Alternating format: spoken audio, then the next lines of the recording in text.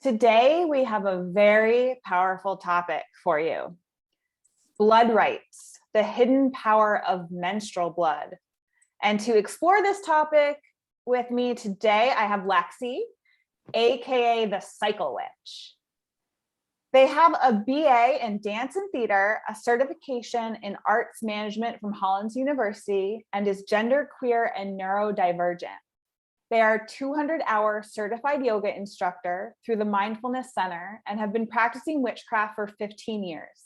Lexi helps healers, coaches, instructors, and spiritual leaders of the New Earth movement decolonize oppressive systems from their practice using cyclical arts. They are dedicated to healing all genders' relationships to the menstrual cycle as a pathway to end oppressive systems.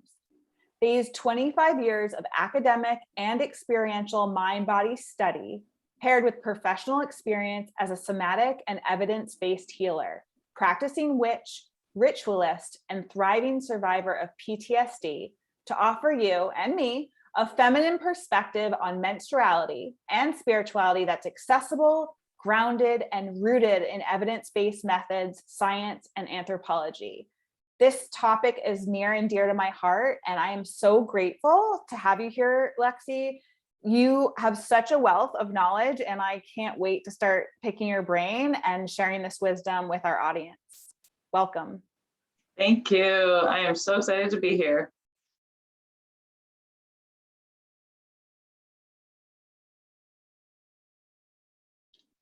I think you're on mute. So let's see, this may be a new topic for many people. They might be wondering, what is there to know about menstrual blood?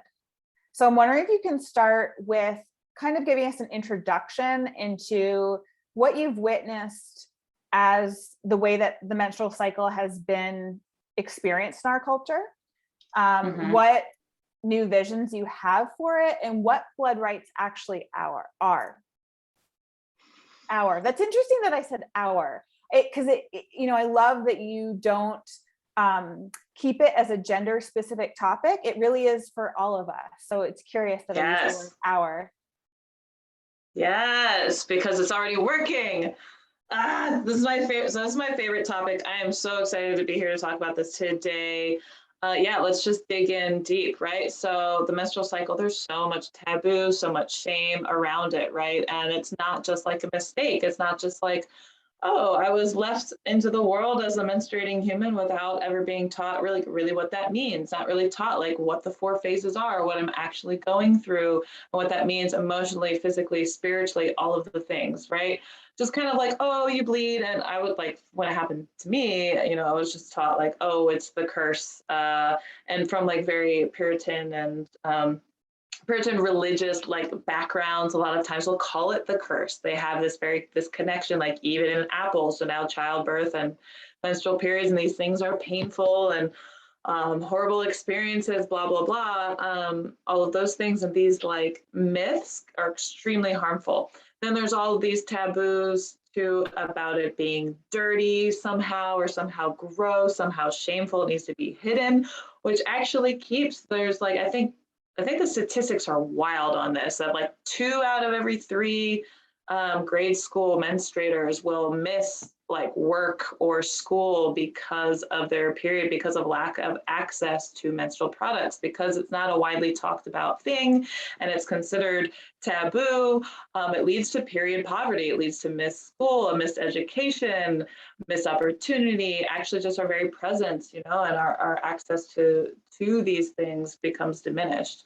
So it's like on one end, it's like, oh, well, we can brush it aside and say, well, everybody, we all go through that. And you all have been through the taboos and these things and, just kind of brush it under the rug as something to just like get over already. But it has a really, really big impact. 70% of people in poverty are womb holders and children. So when you look at that, like it's pretty significant. And I'm not saying that it's because of menstruation, not at all. But what I'm saying is people with, on top of it, handling menstruation as a part, not as a part of our lives, but as like the driving force of our lives. And that's what I really get at is when we are shamed out of treating this as a driving force in our lives, it impoverishes us spiritually and emotionally and physically quite a lot. And for those who are already living in poverty, it can make the situation even worse.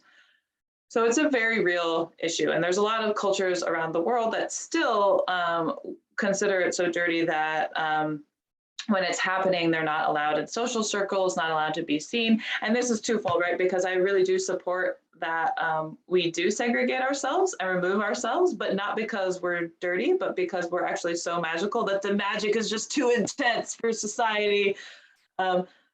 Well, all jokes aside, it actually is so intense that when we do have society, or we do have other people in our space, it actually takes away from our inner listening and our inner ear to all of those visions and all of those downloads that we are able to receive during menstruation when we allow ourselves to be susceptible to that. So I'm sure many of you all listening are very familiar with the taboos. You all have probably felt the shame yourself of hiding your tampons on the way to the bathroom, or making sure nobody knows, or that ultimate fear. When I first got my period, I was just like shook with anxiety, constant anxiety that I would bleed through my pants, and it would just be horrific. And I just had those daymares constantly and bleeding through my pants. It was like almost like the worst thing in the world if anyone ever knew that I was bleeding. And it's crazy. It's crazy because all of life comes from this. And so that's where I get down to the very purpose of blood rites and what blood rites are. It's to me, it's a ritualistic thing that honors the blood of life. So it's funny when I take people, my clients, through workshops, one of the things that I show them is when you do a stock photo image search, for example, for menstrual blood, because I do this as part of my presentations, and you'll see glitter, you'll see flowers, you'll see like pads with like glitter on it, you'll see all these like creative ways of imitating blood. When you see like tampon commercials or any type of commercials, you'll see anything and everything under the sun, including red dinosaurs representing blood without them actually showing menstrual blood, because of this societal feeling of just like around it, which is completely unfounded. Meanwhile, if you just search blood in stock photography, you'll find a plethora of images. Society is not afraid of blood. It's not. It is not afraid of violent images of blood. You see like, you'll see like femme presenting humans with like blood coming out of their nose, and they're like beaten and tied up, and they have no problem putting that on stock footage. You'll see people with blood all over their hands, people being like stabbed. Like when it comes to violence, our society has no problem with representing and showing and demonstrating and viewing blood. But when it comes to life-giving magical blood from the vagina, from the yoni, all of a sudden it becomes too horrific to look at. It becomes horrible, right? And I get a very visceral reaction from people, and I actually get a stronger one from womb holders than a lot of like male identifying or men identifying people in my lives. When they see me with like menstrual blood on my face, or if I use it in ritual, they see me touching it. Often I get the like I don't put feces on my face. Very interesting, because I often hear it compared to feces. So I just want to like address that for a second too, because this goes back to the myth that it's somehow dirty, unclean. So I do, however ridiculous it seems that I have to address this, it is not poop. Like it is not feces. It's nowhere near the same thing. It is not waste product. Feces is waste product. If you get it on you, you will get sick. You get it in your, wherever, you'll get sick because it is a waste product.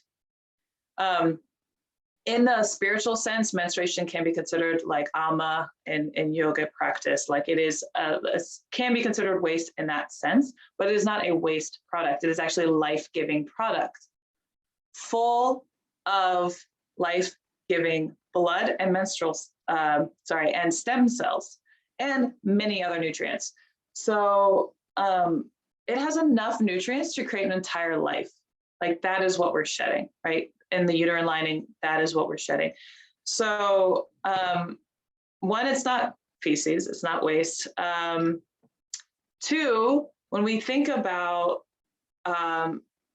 fertile liquids that are excavated from the body, I don't know if excavated is the right word, but when we think about fertile liquids leaving the body, when you think about semen, how often are we so used to as a society seeing semen on people's faces in pornography or in sex tapes or just in life, that it being an expectation? How often are femme identifying people asked to swallow it, like actually consume it? So when we think about that, when people tell me how gross blood is, I just say, well, semen. Like enough said. That's all you need to say is just semen. Like, what about semen? Why do we hold these two liquids, which are very similar in purpose, to such different standards? And there is a very historical reason for that, and it is because of the shaming and the removal of power from people who have yonis, because yonis produce more value in forms of money every year than Google, Amazon, Walmart, all professional sports teams combined. Like when you think about all of the sex trafficking, all of the pornography, all of the ways that money is being spent for access to this really epic portal. I mean, just think about it. Like, it's more money than all of these industries combined. But why is it shamed and kept quiet? Why is more money going to that than anything in the world, but people who have yonis are 70% of people in poverty?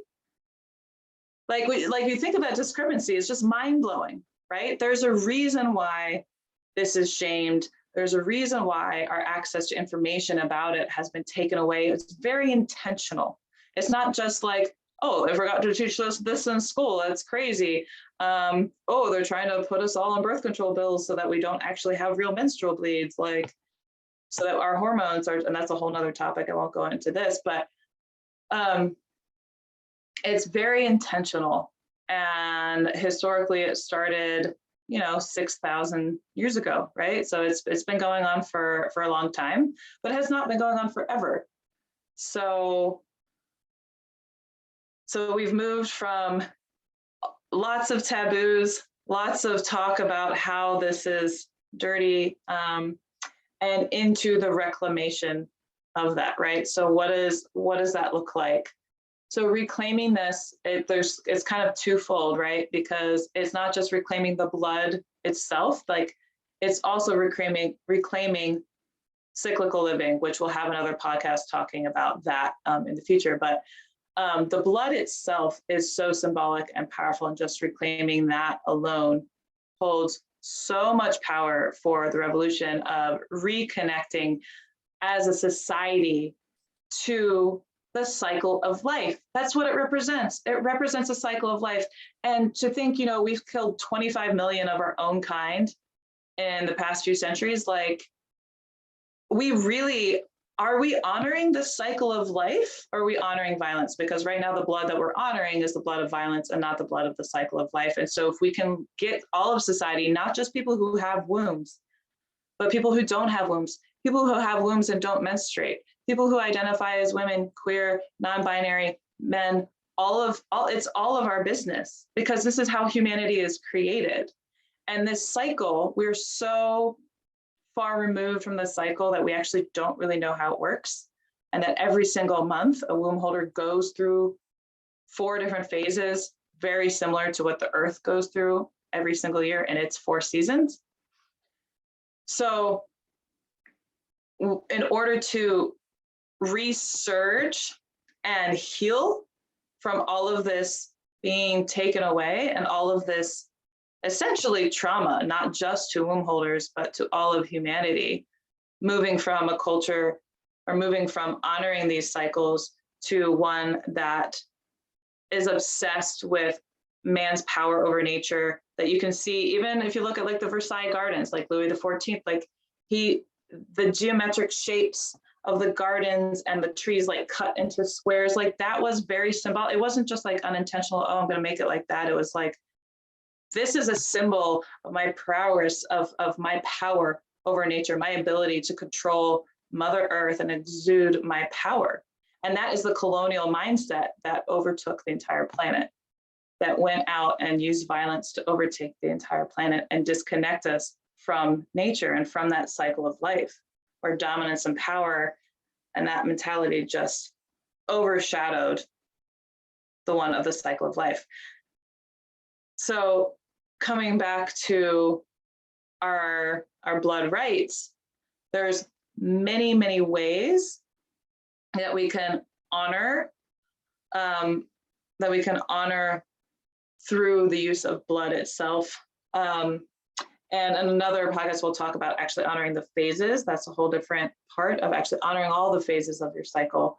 But just honoring the blood itself can be very symbolic to anybody who sees it. So there's many ways that we can do this. When I menstruate, I have a lot of rituals. So I honor the bleed and the act itself by making sure that I set a time aside for myself. I cancel most all of my meetings, anything that's not completely mandatory.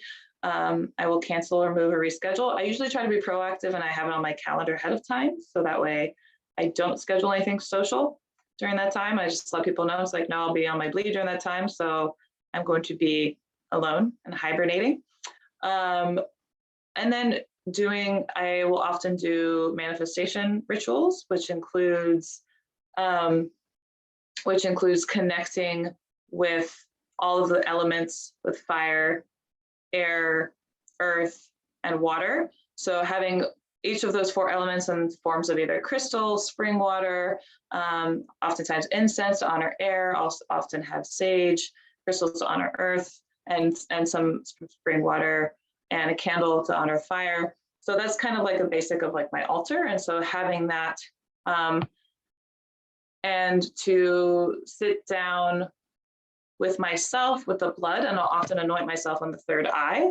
And if it's far enough in my cycle that I have enough blood, I will actually cover my entire face, and I will sit down and just allow the downloads and just free write. Just cut up, I delete social media from my phone. I turn off most of my connection to the world and try as much as I can. You know, we all have obligations. Many people have kids and jobs and things that they can't completely shut down, but I really try to get people to honor it as much as they can. And and I will write, and I receive so much vital information. I receive so many visions and so much clarity and direction. And it's just unbelievable how many years I spent not honoring this time. And I think that it's one of the greatest powers that we have. And that by removing this from our arsenal, we've removed the power of our intuition and connection to source and to each other, because it's like a direct access to source, right? So the visions are huge and super, super strong. And so I can't fully rest during every single menstrual cycle, during every single menstrual phase. I can't fully rest. So what I advise my clients to do also, and what I do myself, is each year try to schedule at least once a year where you do a big bleed, like a big bleedcation, and you schedule out time to have your entire menstrual phase like alone in the woods somewhere, you know, like in a cabin off somewhere, like where for the full time you're not connected to any screens, to any people, and just fully drop in and connect to source energy. And it is wild. It is wild. My first time I did what I call the big bleed, first time I did it, like the month after that, I actually had a lot of breakdowns because I had so much clarity, so many visions that came pouring in, so much clarity in my life that everything just kind of broke down, and I knew my truth. I knew the things that I needed to step into. It just came in so clear. I could not even look away from it after that. And it is so powerful. that is, yeah, I mean, I've said this already, but that is part of why we're kept from it, because the visions can be so powerful. And what actually happens is when you take that time to fully rest and allow ourselves to work through all of the shaming that keeps us from resting, the 3 Ps of patriarchy that internalized within us: perfectionism, people pleasing, and productivity shaming, like those 3 things that we do to ourselves to shame ourselves into working through and working more and working harder during menstruation, when we really could be resting and really accessing one of the greatest, most powerful things about us and about our connection. So I know many people have heard of the Holy Grail and the search for the Holy Grail and all of this stuff. And when you think about it, you think of witchcraft, we have a chalice, we have the cauldron, cauldron representative of the womb and the chalice representative of the uterus. When you think about the Holy Grail as a chalice, you really think there's a reason why it's shaped like a chalice, why it's shaped like a uterus. And when you allow yourself time to go through a big bleed, you can access that Holy Grail. Those visions that I had, they weren't just things in my head. I could literally see, this doesn't sound crazy, but I could literally see through walls. I could see energy around me, because you're so sensitive when you allow yourself to have boundaries from all the other social energies that are coming in and taking up space, and really allow yourself to access your own direct line to source, your own direct line to energy during this time. Like, you have such profound powers. You have such profound, and it's not your powers either necessarily, it is just access to it, right? And the access goes through, you access it through what we call the 5 chambers, the 5 chambers of menstruation. So you begin with like a call to separate. So this is separation, when you separate from the outside world and go internal, and you go into the chambers, you go into that sacred place, the sacred place of ritual, right? So the call to separate, oftentimes, like, I know most people will recognize, like, when they get their period and they're like, oh yeah, wow, those past few days really make sense now. Like that aha moment, you're like, oh wow, yeah, the past few days, that makes a lot of sense, the reason why I felt that way, because we call that the void, right? It's a void. You're just on edge. You're just like a lion, like a mama bear. You're just ready, and you're on that edge, ready to let go, right? And so it's a call to separate from society. You do so, you go internally, and then once you start bleeding, it's a time of surrender. So it's the 2nd chamber of surrender, letting go and releasing, and this is when you start bleeding. And then you come into the 3rd chamber, which is an oxytocin wash, where you actually get a release of the hormone oxytocin in the body, which is only really released when you're breastfeeding, making love, like sharing hugs. It also happens on this day of menstruation if you're fully tapped in and not resisting it and experiencing like all of these things like pain and cramps and resistance and all the things that society tells us are normal for periods that are not.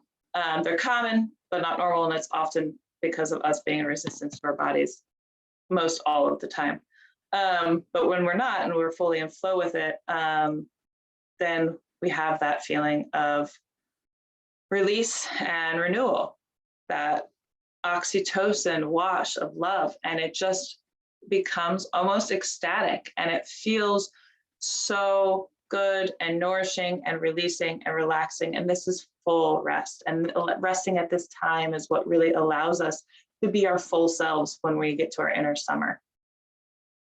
It's like the earth, if it were just summer all the time, which it's starting to be, which we're expecting the earth to be summer and productive at all times, and that's why it's burning out. It's global warming. We're doing the same things internally to our bodies, as above, so below. Healing humanity involves healing this cycle, right? So then once we have that, we move into the 4th chamber, which is visioning. And when you step into that chamber, that's when you start to have the visions I was talking about on the big bleed. You get visions, you get hints on direction. This is a time really to be like writing and journaling and recording yourself and really tapping in, because the intuition is an all-time high. I mean, the left and right sides of your brain are neurologically more connected. If I did a brain scan, you can actually see they're more connected. There's more communication happening. It's between the spirit world and the material world. Like, it is at its maximum. This is the Holy Grail that they've been talking about. It's always been here.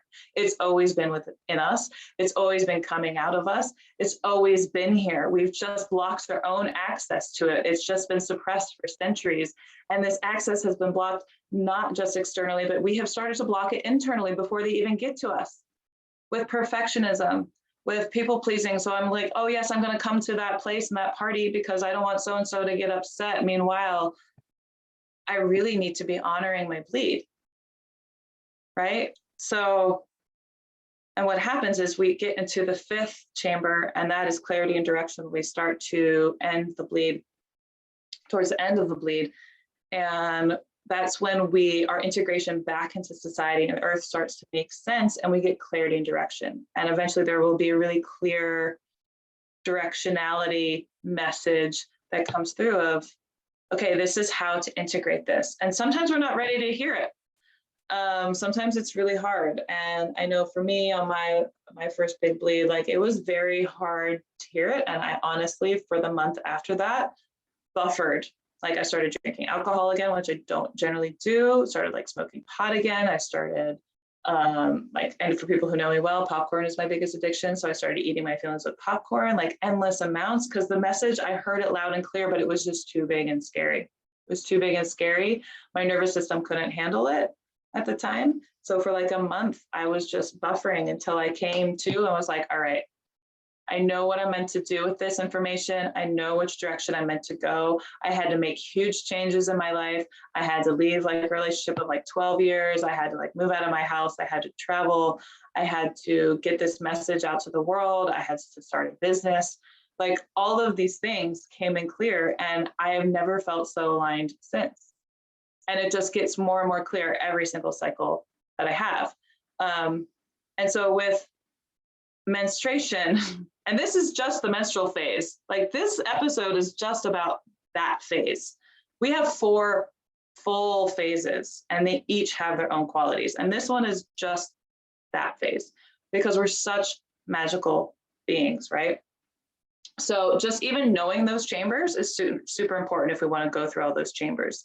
As for the ritual of it, as I mentioned, creating the altar space, journaling, writing manifestations, doing witchcraft rituals. Like, I could do an entire episode just on different types of rituals and manifestation spells. But it is really a time, if you do spell work, more so to focus on manifestation work and setting, just really getting into your visions and your intentions. It's not a time to like take action. It's really the time to vision and plan, because a lot of people wait until they're in their inner summer, which is your ovulatory phase. And they're like, man, I feel great. I'm getting shit done. I've got everything on my to-do list. I'm like vibing high. I feel good. I want to start this and this and this. And then people start setting their goals and start coming up with all these ideas when they're in their ovulatory summer phase, forgetting that like right after summer comes autumn, and your energy is going to die. Just like the earth, like autumn's coming. Like, we don't plant our seeds in the summertime. We plant them at the last frost, right at the end of winter.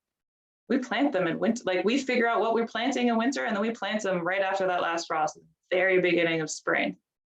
So what happens is when we set our goals and we're all in that excited energy, all of a sudden we can't achieve them because we lose power, we lose energy, and we're defeated. And then after that, then the shame comes. We're like, oh, I can never do anything I try to put my mind to. I'm so awful. And then the self-shame, like, I've done this a million times. Then the self-hatred talk comes in. It's like, I never do anything I say I will do. I can never follow through. And we're just always living at odds with this natural cycle and this natural flow. So this one phase is really, really beautiful. Using the blood itself is so fantastic. Like, you can use it, like I said, on your third eye, on your face. The only disclaimers I would say is if you have any STDs, then you risk transferring it to the eyes or the mouth. But other than that, your own blood is, I mean, it's safe for you to touch. Like, it's not dirty, it's not gross, it's safe for you to touch. Any odors that you have had before that gross you out will most likely come from sanitary pads. I don't know why they call them sanitary, because they're actually doused in bleach, but pads and tampons and things like that. But the blood sitting on them for a long time is the bacteria collecting after it's been sitting there for a while that actually creates the odor. If you collect it fresh in, say, a cup or something, then it actually doesn't have the odors that we usually associate with it. Yeah, so I was going to speak earlier about the feeling of it being dirty. So I think that where this first comes from is that often young girls will be feeling cramps or discomfort, or they're sexually active and they go to a doctor, and the doctor will prescribe hormone therapy, right? Birth control. The girl may not even be sexually active. So this is the first message that a girl's getting, that something's wrong with your body and needs to shift and change, or, you know, be stopped, basically. So I think, you know, when you shared earlier about people with male bodies having less judgment around it, it's because they haven't been shamed. So these young girls are receiving shame. They're not receiving ceremony and rites of passage to introduce them into it. And then they're being given these toxic products to use on their body. So I'm glad you brought up the bacteria, because if you collect blood through a diva cup or a cloth pad, there's no scent, right? And so it really is a reaction of these chemicals. And just for some statistics, so tampons, pads, and panty liners and their package and their packaging and wrapping generate more than 200,000 metric tons of waste annually. And many of these products have plastics in them and lead to cancer. So not only is it harming women's or, you know, female bodies, but it's also harming our environment, and it's become this commodity and this industrialized process. So from my experience with blood rites and traditional experiences with the menstrual cycle, there's reverence for it. Just like you said, that there's power, there's space set aside for women, female bodies, to experience this time and to honor this time. And so I was curious about you saying 6,000 years, because my assumption was it was the industrialized revolution when all these pharmaceuticals were introduced and disposable products were introduced that became dirty, because then you do feel dirty when you're using plastics and bleached cottons and all sorts of things that have these reactions to it. And then, it's interesting that you compared it to poop, because we're throwing these things out. They're going into the landfill. So we start to associate. It's such a waste of such a magical liquid. Yeah. So I just wanted to comment on that. And then the industry of pain relievers and all of that. And, this early message to young girls, like, you can go swimming with your period and you can do this with your period, and all this encouragement to treat it like a normal time of the month, and really no education of how can you take care of your body, or what is your body telling you if you're actually having discomfort. And that's a whole nother can of worms to unopen with nutrition and hormonal balancing, but that our bodies will tell us if something is wrong through the color of our blood, the consistency of our blood, and the symptoms that we have during our bleeding time. So I just wanted to bring up that. And for those of you who don't know that there's alternative to different menstrual products that you get at the drugstore, luckily organic cotton has become more common. However, that's a huge industry and it takes a lot of water to make organic cotton. So, reusable menstrual cloth pads, diva cups, and other ways to catch the blood. And what I love about catching the blood is then you can more easily utilize it, right? You can't really catch blood with a tampon and then use it on your plants. No. But as Lexi was talking about the blood being so nutritious, it's an amazing plant fertilizer. I don't know about the stem cell research, so I'm curious about that. But I just wanted to interject around, my perspective of why it's become this shameful, dirty thing. And it seems very, very much in connection to the allopathic medicine industry, the pharmaceutical industry, and the, plastics industry? Oh my gosh, for sure, for sure. And I think, 6,000 years ago was the beginning of like the patriarchy and that like the beginning of cyclical living being challenged. But 100% like they have so much, the plastics industry has so much interest in us finding ourselves disgusting and dirty. I mean, like body shaming basically is like half of all things marketed to us, right? like,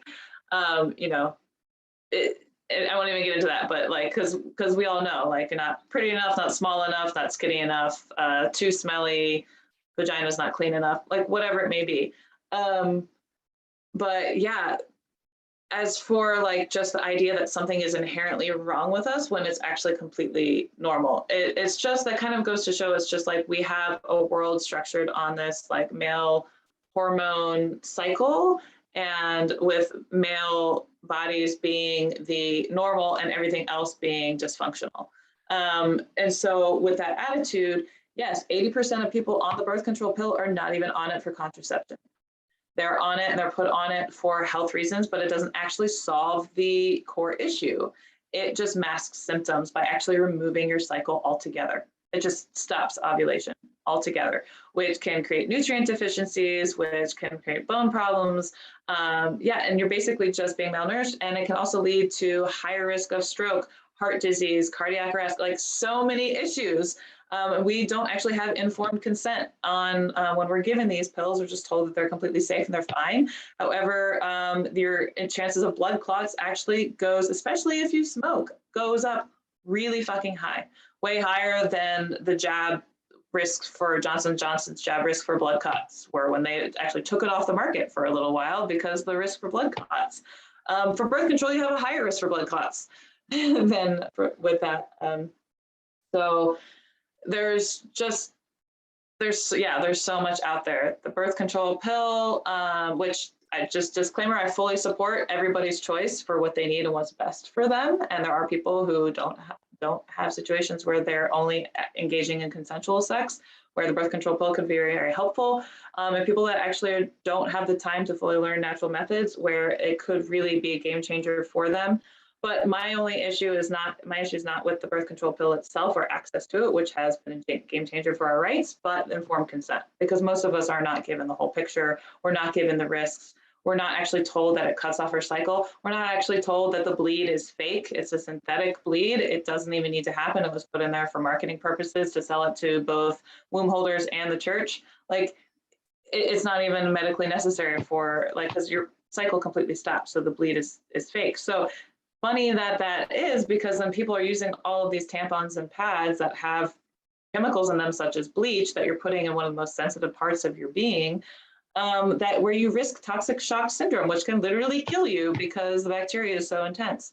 So it's like all of these very harsh things to tame something. It's like they're trying to tame the ocean. It's like we have the moon that goes through these ebbs and flows and these cycles, and there's these tides with the ocean. And it's like we're putting dams up trying to tame the tides of the ocean in our bodies. And then we wonder why we have so much anger, so much disease, so much PCOS, endometriosis, all these things, because we're just like resisting what is our natural flow.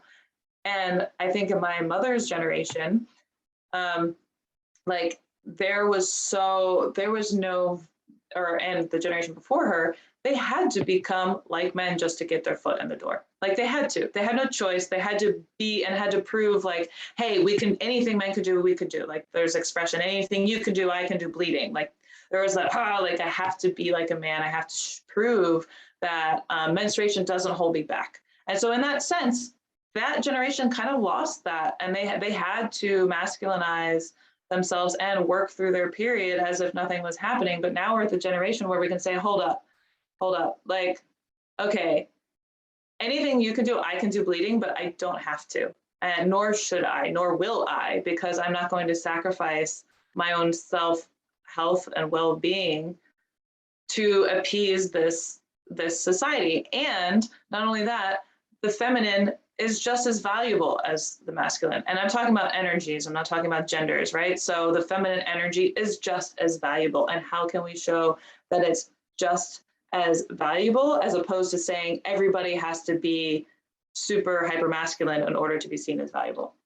So I had never heard that it was a fake bleed. So what's happening when a person's bleeding when they're on birth control? So fake bleed, not in the sense, it's not fake blood, like it's not like not in that sense. But so what happens during a natural menstrual cycle is you ovulate and the egg attaches to the wall. And then if it's not fertilized, the corpus luteum dies and it releases and it triggers a huge drop in progesterone, which triggers the uterine lining to shed. And then what happens on birth control is you're just giving a steady dose of progesterone that when you're that when you are on like the off days on the pill, there's like 5 days or so that just create a synthetic drop in the hormone. So it's not like a natural drop in hormone. So I see what you're saying. It is a real, you are actually bleeding, but you're not ever ovulating. So you never actually get to experience ovulation anymore, which is a shame because that's like the source of a lot of your libido and your happiness and like the happy hormones like estrogen and your luteinizing hormone and your follicular stimulating hormone, like all these great things that you get to experience. You never get to experience them. And then you just experience that drop. And you don't have to take that break on those pill days. You can just keep taking the pill. You don't ever have to actually bleed on the pill. So what happens to women who get pregnant when they're taking the pill? They're just not taking it properly?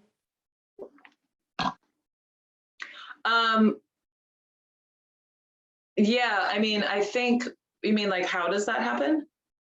Yeah, because you said they never ovulate if they're taking the pill. They could, yeah, you can miss a day. Okay. I think the efficacy rates are like, I think it's like 99.1% or something. So there are people who, and some people whose like natural bodies override stuff. Like I remember I didn't like the pill.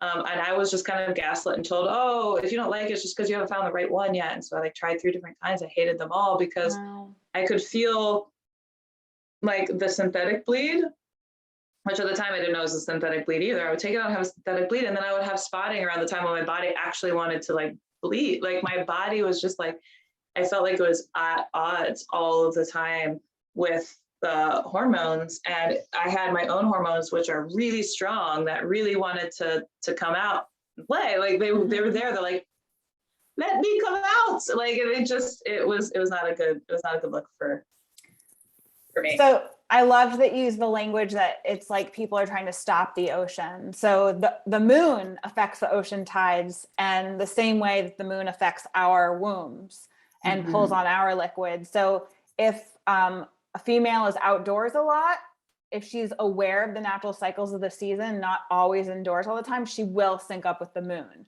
And there's no, coincidence that the moon cycle is 28 to 31 days and a female's cycle is 28 to 31 days. So when I was, I'd been using the Diva Cup for many years when I started camping outdoors for a wilderness program. And it was so fast that I synced up with the moon. And it didn't stop until I had ankle surgery and went under anesthesia, and then it flip-flopped. So, this wave of the red tent movement that many of you may have heard of, in the book, The Red Tent, they talk about that women naturally bleed during the new moon and ovulate during the full moon. If you think about, wolves howling at the full moon, babies being born at the full moon, that's like the most fertile time. Although I've heard of people flip-flopping. So I was, bleeding with the new moon for years and then had that ankle surgery, and then it flip-flopped towards the opposite, and then it slowly weaned itself back. And so I think that that's beautiful. And I think that the education piece is what's so missing. And so I'd love it if you talk a little bit more about ceremony now and what ceremonies we can put in place. And I'd love to hear about the magic and the spell work as well. Yeah. So glad you mentioned that, because there's no wrong way to bleed with the moon. And the moon really does dictate the fertility cycle for all beings, all plants, animals. I mean, it dictates the water element, right? So all fertile cycles, and for male bodies included, their testosterone tends to drop out during the full moon. And so we're all on this infradian cycle, right? And this infradian cycle is the part that has really been robbed from us for all of these generations. And this expectation that we will show up and the same way every single day in this like eternal summer is burning us out and it's burning out the planet, right? So it's just tapping back into this infrared rhythms is why I feel accessing these rituals as being the solution to global warming. Like people are like, how will menstrual cycles like solve global warming? I'm like, because we heal internally, we heal above, because it's not by just like stopping plastic production that we're going to heal the planet. We have to stop internally our self-hatred if we're not productive. We have to stop our perfectionism and desire to people please by producing and showing up the same way every day instead of going with flow with our infradian cycles. And so some of these rituals that we can do, I know I talked about honoring the chambers, the 5 chambers, and really exploring those and tapping into that. It's really venerating the liquid as the powerful magic that it is. So the blood itself is full of MSCs, which I can't pronounce the scientific term for. It's like mesenchymal stem cells. Basically, there's stem cells that you produce as an adult. You also have them in your bone marrow, right? But there's MSCs, and they're attracting more attention since 2007 because our modern day Western science has finally begun to really see the potent power that it has, right? So they're using it in testing. Plastic surgeons are testing it now because of its actual ability to regenerate, to repair, and to make tissue, to make actual live tissue, right? So they're like, it's this liquid is literally magic. It's regenerative. Like within its molecular makeup, right? It's a cellular pathway to source and life creation. And I think one of the many ways I know that I mentioned is that is super powerful in ritual is using it as a face mask while you're bleeding. It has a lot of other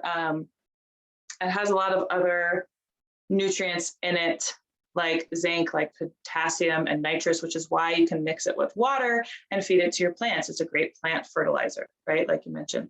So another great ritual is during your period is to either take the blood from either a cup or from your reusable pads and mix it with some water. You can soak your pads in water directly after. You want to use fresh blood. You don't ever want to use used. You don't ever want to use refrigerated blood in these instances, and mix it with water, and you can 10 parts water, 1 part blood. You can mix that and use it as a plant fertilizer for your plants. You can also, another great ritual that I have is to take a cup of the blood and paint with it. And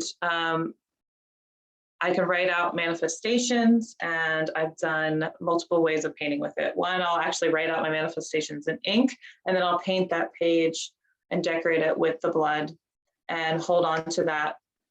I actually have my, I wonder if I have it, I don't know if I have it in here. I do.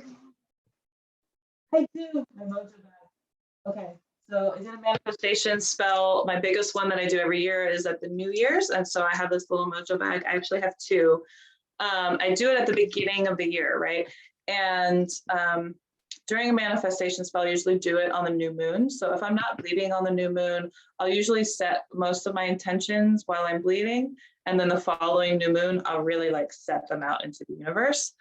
And I'll save that blood, right? So a good way to store your blood, if you do want to save it to use it on a new moon for a manifestation spell, you'll want to use an airtight container, put it in the fridge and keep it well labeled so that none of your family accidentally uses it, okay?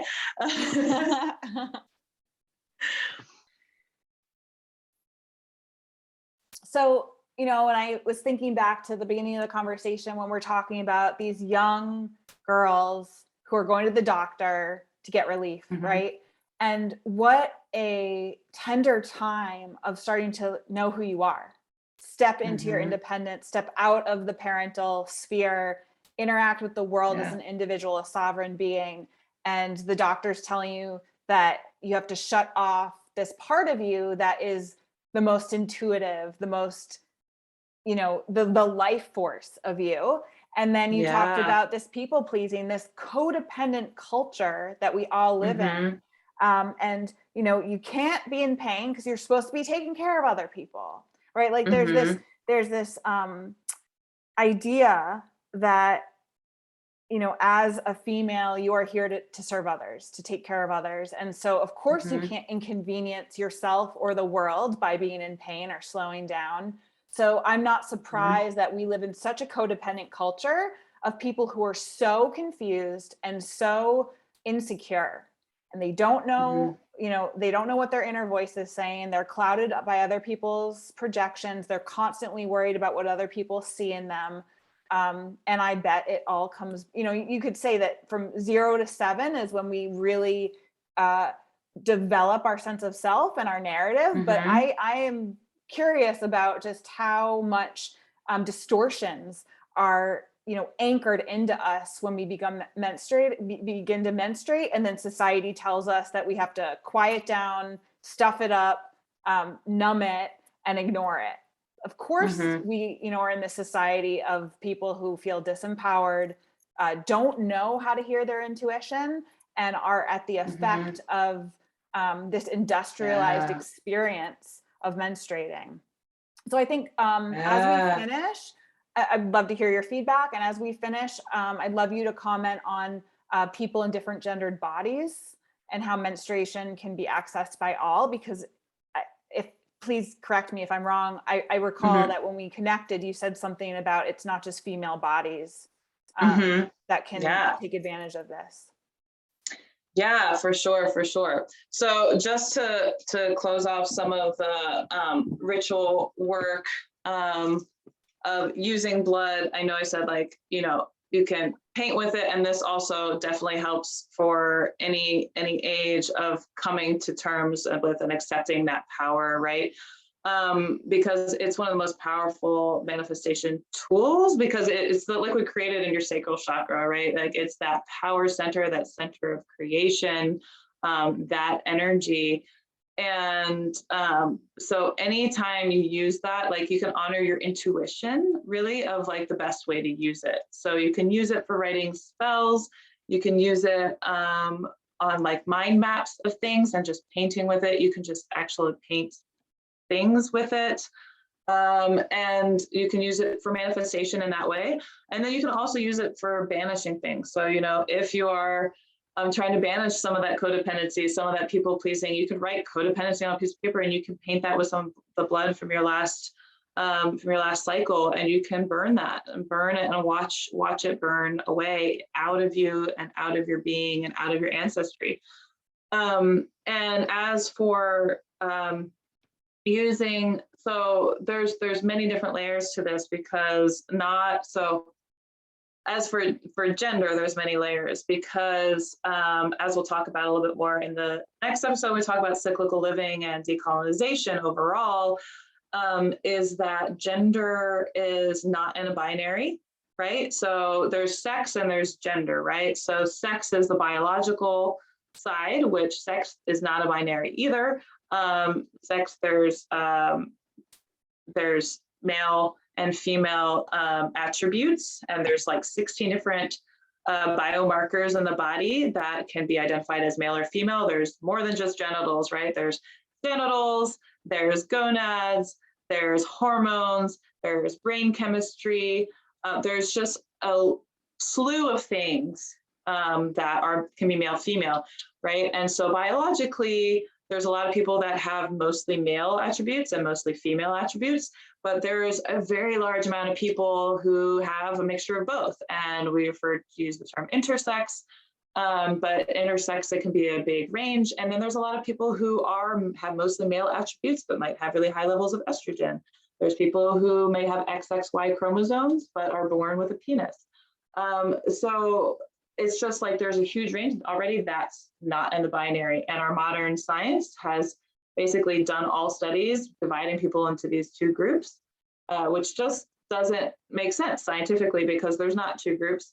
It's the same percentage of people who have red hair that are actually intersex. So that's almost 172 million people on the planet. So it's a pretty significant amount of people to just be like, well, there might as well just be men. Like, they're not. So like, when we think about when we talk about stuff in terms of science, I like to call, sometimes to my detriment, perhaps, I call it white man science, because it's a science that's only about 200 years old, that just, 40 years ago told me that I needed to have hysteria removed from my body. It was like, they still call it a hysterectomy. And I could go into like the history of our science and all that stuff, and how a lot of sciences, like such as Ayurveda and traditional Chinese medicine that are like 5,000 plus years old, are written off by white man science as not yet proven, despite 5,000 years of research. And anyways, on that note, I do think we have this idea set in us as things being just like facts when they're actually not. And so we're still learning, right? We're still learning the language of how, because I'm genderqueer, right? And so I don't identify as woman. And even for me, it's still hard to navigate sometimes, like, because we don't have language for this. Like for me, when I was in college, I just used the term queer because I didn't have a language. Now we have all of these terms coming out, like we have non-binary. We're like starting to develop language that for so many of us have had as an experience internally and just have never had a way to express, which I think is a really beautiful thing. But it's going to continue to evolve, right? And so if we understand biologically that there's so many people that are not all male and not all female, that's a good basis for us when we talk about womb healing. Because on the other end, there's gender, right? So that was sex, but gender is actually the social construct. And this is not just my opinion, that's what gender actually means. It means the social construct around your sex, right? So the social things that people who are male, born as assigned male at birth, like the social things that they do in society. And a lot of ancient cultures had anywhere from 3 to 7 genders that they honored and identified with. So our culture likes to put us into 2 boxes, but that's really just very restrictive, and it comes from the same colonists that got rid of cyclical arts and living, and and with all that statistics that you just shared with us, and thank you so much, that's so valuable. This information is so underground, really, still today. And 75% of medical studies have been done on male bodies. So not including intersex and all the other variations, but strictly male bodies. And that's a big issue. It's huge. And not just that, once they do include female bodies, they won't test on menstruating bodies because there's too many variables for white man science.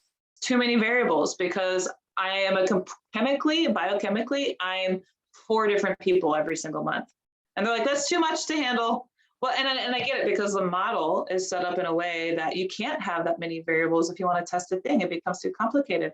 And so this is where intuition comes in. And this is where nuance and the art of the science that is so good in like Ayurveda and traditional Chinese medicine, that is missing from white man science, which white man science has a lot of very valuable things. I'm not like saying that Western medicine has nothing to offer, which it completely does, but we have to be real about the fact that it's completely blind in the sense of creating these 2 genders and using male as the only thing that it really values as far as testing and the efficacy of treatments. Amen. A woman, a woman. So I think that we'll wrap up here, Lexi, because you're coming back for our next episode, and we're going to dig deep into cyclical living and the cyclical arts, and Lexi's going to tell us all about that. And the title of our next talk is Cyclical Living, Decolonizing Medicine, Gender, Race, and Spirituality. So please revisit us for that. And I think the last thing I want to leave our listeners with is start charting your cycle, start taking notes, start observing your body. No one else knows your body better than you. Notice when you feel differently throughout the month. As Lexi shared, there's 4 different phases. Start to play around with what foods you might be craving and why. Reach out to somebody like Lexi to find out how to better understand what your cravings are or your signs of pain. You're not alone, and you can be free from these symptoms. It is your body speaking to you.